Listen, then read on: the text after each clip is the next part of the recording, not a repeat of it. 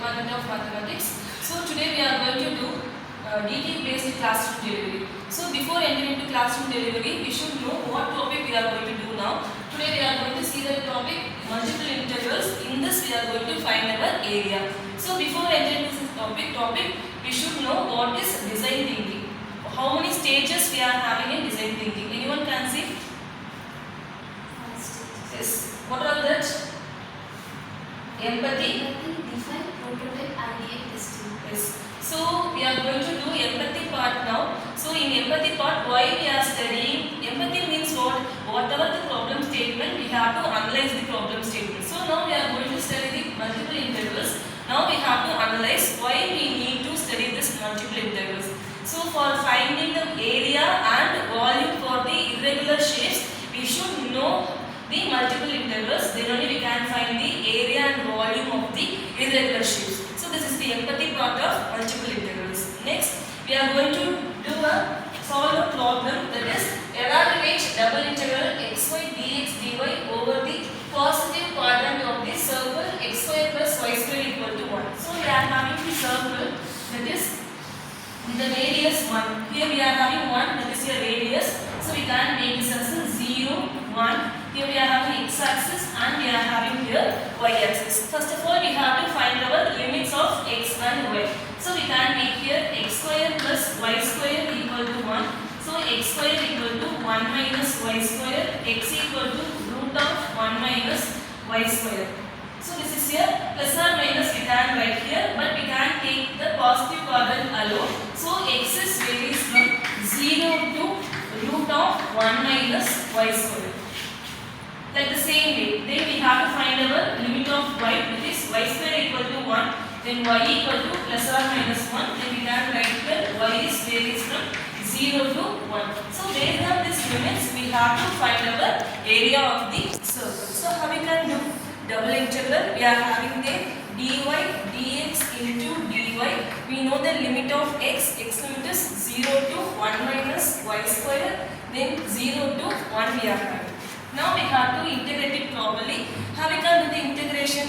This is here x limit, this is here y limit. First we have to integrate with respect to x. How we can do the integration? X integration is what?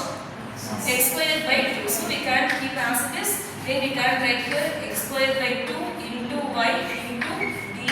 X is varies from 0 to 1 minus y squared. Now wherever we are having x, we have to replace by upper limit and lower limit. Apply your upper limit 0 to 1, 1 minus y square, the whole square divided by 2 into y we are having. Yes, into dy. This square and root will get cancelled. Simply we are having here 0 to 1, 1 minus y square into y by 2 into dy. Next we can do the multiplication, right? So how we can do integration of 0 to 1 y minus y square by 2 into dy. 1 by 2 is nothing but constant. So we can take outside 1 by 2 into integral 0 to 1 y minus y square into dy.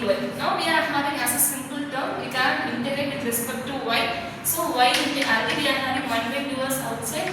Y integration is y square by 2. Then y square cube is y cube by 2.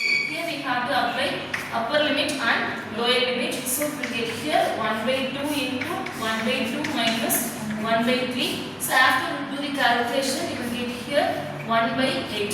So this is here area of the given circle. Suppose if it doesn't mention this positive quadrant, means what we have to do, we have to find the positive quadrant and finally we have to multiply by 4.